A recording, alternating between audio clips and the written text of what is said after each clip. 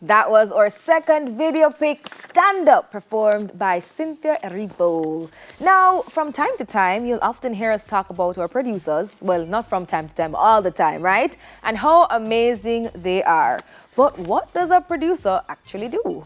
Here to tell us more about their journey as producers and what it entails are television producers Yanique Jones and Kayon Vaz. Hi, faves. How are you? Morning. Stressful.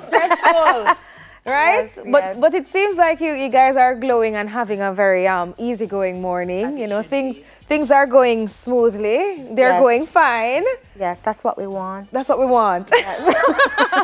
All right, guys. So let us start here. How did you start? How did you get into producing? Let me start with Yanique first. All right, how I got into producing, it all started at age 18. My alma mater, Holy Child High School. I was in several clubs like Key Club President, Debating Society, Quiz Club, and I met Empress Golden. So a lady by the name of Renee Dillion introduced me to Empress Golden. Okay. And the Empress invited me to become a part of the Talk Up You program.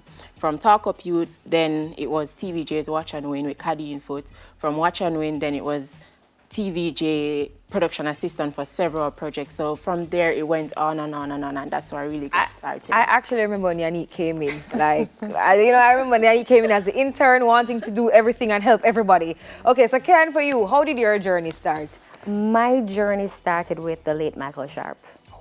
He walked into the classroom, NCU, and I was fascinated. He was at JNN at the time, and I said, okay, is it possible if I could pitch a show?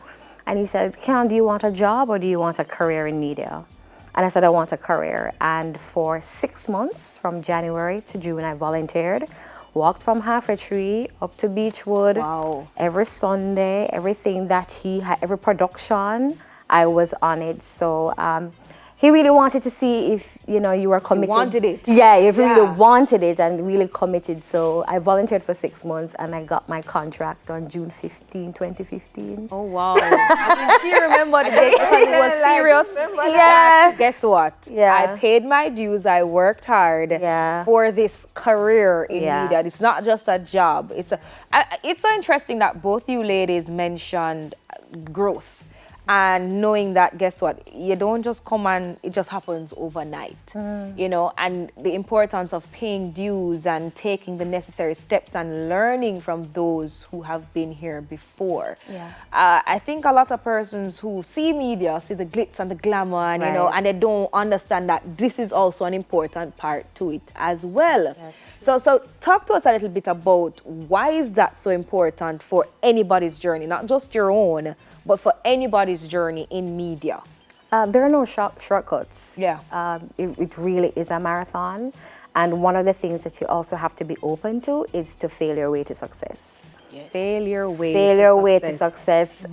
It's important that you take the hits because media is very critical. People will say, listen, that fluff, that can't work. We're going with that.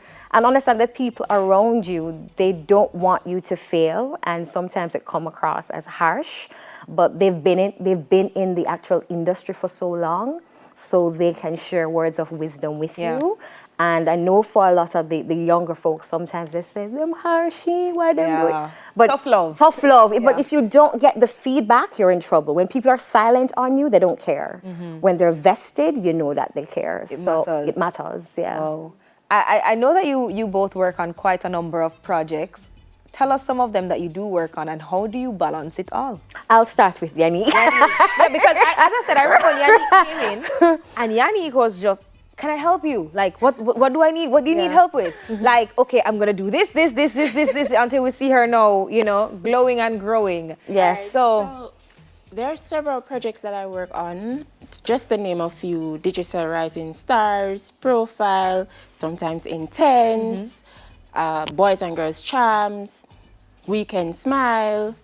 There's so many. Junior Schools Challenge Quiz, Senior Schools Challenge Quiz. How do I balance it? I would never say I balance it all, but it is all time management. It is all organizing what that is priority. And for me, even though I set a deadline, so with Senior Schools Challenge Quiz, you're dealing with over 100 and odd schools. So of course they have to have a deadline to send in whatever it is. I set a deadline for myself as well. And it is not just me.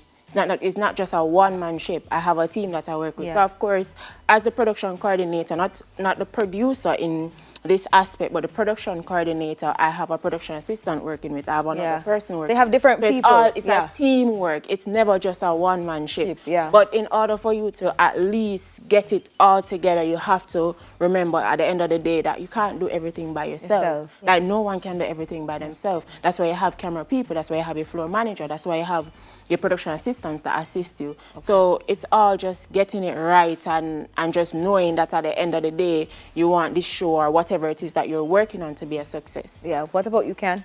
For me, I started with at JNN, Page and Doc, and then I was a senior producer for JNN for the 2016 general elections. Okay. Sharp just threw me in there, and You had to swim. Had to swim. And then it was when I came to TVJ, it was Smile Jamaica, then National Prayer Breakfast, then Powerful Women and Men Perform for Charity. I feel like you guys can go on and on because you do it all here. Yes, just Powerful. That was a huge one for me, just to kind of, be a part of that production with so many moving parts. And again, I had to swim, and then I moved on to Higher Praise. So balance.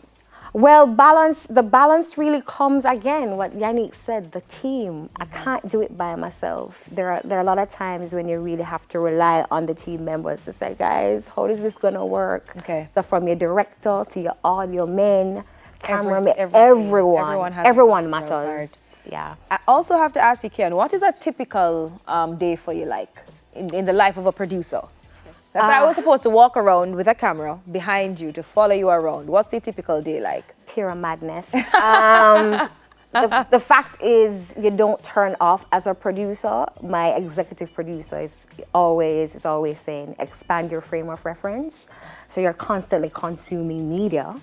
And now you're trying to create a particular narrative in order to bring to the actual viewing audience. And that in itself can also be very stressful, because I may think it's, this is something that people be interested in, right? But you have to send your feelers out, you're calling guests, can you, be a guest on our show? Sometimes you say, no, can't make it.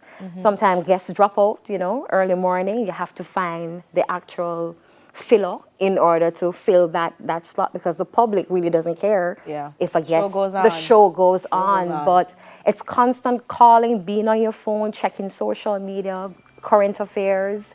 You're pulled away from that to also do other things as well for other productions. So again, pure madness. Pure madness. But it sounds fun. Yanique, what inspired you, or who inspired you to become a producer? Wow, my biggest inspiration is my mom. I remember sitting down at her desk and being like, I have to go in media. I don't know what it's gonna take, but I have to go in media. And she would be like, you need to stop. And I remember sitting down, going on the computer, typing Television Jamaica, vacancy, Television Jamaica, everything. Look at her now. You manifested it. Even after Watch and Win, when that ended, I sat outside and Mr. Johnson would walk past every minute and be like, young girl, what are you doing here? I'm just trying to look a job, right? So my inspiration comes from my mom, and then when I came into the business, I met Sharon Schulter, who actually helped me and molded me like a mentor I am today. So Kayon, what are you most proud of to date? Which project would you say that you've worked on that you think that you're most proud of to date? I think I would have to say the first show that I was assigned, Michael Sharp gave me Page and Doc, and we actually got an honorable mention from CBU for the mental health episode. And when I saw that, I was like, what? They give awards in media? This is cool. Yeah. So, I presented it to him and I said, okay, this is it. And he said, yes, you put in the work. So, of course, this is the reward. Wow. Do you both have any advice quickly before we go to anyone who is interested in becoming a producer or young producers? Any advice for them? Most definitely. For me, I would say, if you don't love it, don't join.